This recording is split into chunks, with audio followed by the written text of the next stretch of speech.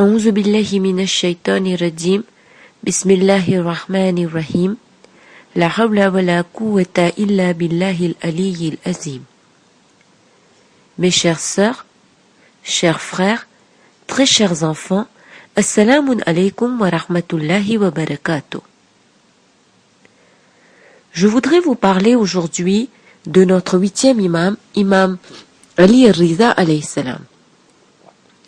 Vous vous souvenez que le calife de l'époque, Ma'moun, le fit quitter Medina pour venir à Khurasan, pour venir dans l'Empire perse, en Iran. Lorsque notre imam est arrivé à Khurasan, à ce moment-là, Ma'moun le força à devenir son successeur, son héritier, et donc son premier ministre, celui qui était juste en dessous de lui. Et certains chiites, certains partisans d'Imam alayhi salam, sont venus lui demander « Comment est-ce que vous osez dire que vous êtes le fils de Hussein bin Ali, celui qui a combattu contre la corruption, contre la torture, contre l'oppression de Yazid, et comment est-ce que vous pouvez occuper un poste sous le califat de Ma'moun, qui est bien connu pour son mauvais comportement, pour sa corruption, etc. » Vous savez, certains des chiites de notre 8e imam alayhi salam, ils se déclaraient être des adeptes, des partisans d'imam. Mais ils avaient l'audace de venir poser ce genre de questions à Imam alayhi salam. En réalité, ils étaient hypocrites. Et bien sûr, Imam alayhi salam, il avait une vision plus large qu'eux. À ce moment-là, Imam alayhi salam leur répondit. Il dit, est-ce que moi je peux vous poser une question? Qui est plus grand? Un musulman ou bien un mouchrik, un polythéiste? À ce moment-là, le groupe de gens qui étaient venus voir Imam répondirent, un musulman bien sûr. Alors, Imam continua, qui est plus grand?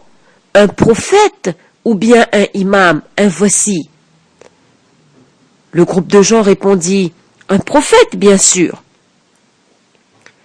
À ce moment-là, Imam alayhi salam leur dit, et si je vous parle d'un prophète qui a occupé un poste politique sous un mouchrik, sous un polythéiste, que diriez-vous?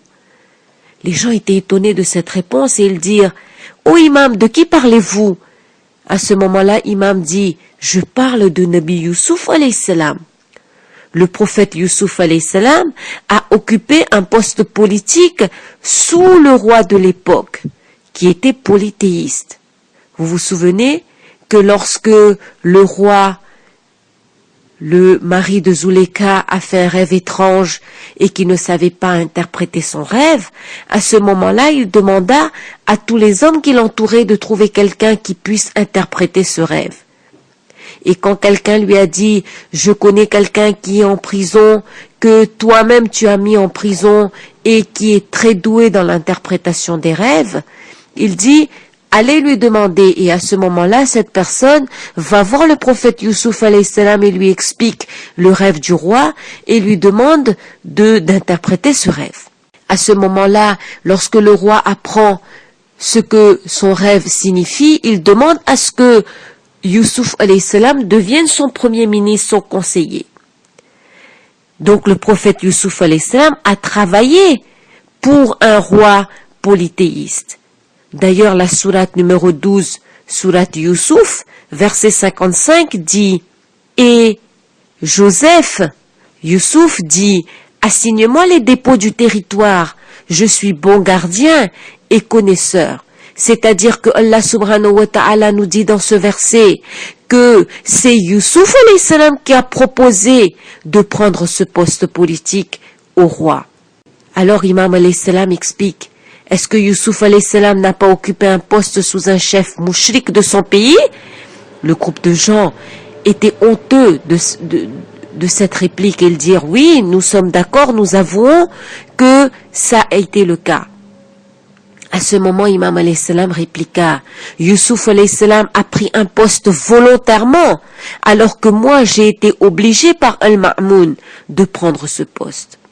Nous prions Allah subhanahu wa ta'ala d'augmenter notre ilm, de nous aider à comprendre l'histoire islamique afin que nous puissions prendre des exemples, des modèles du passé et que nous puissions ne pas répéter les mêmes erreurs que nos prédécesseurs. Ila yamin. Rabbana taqabbal minna innaka antas samiul alim.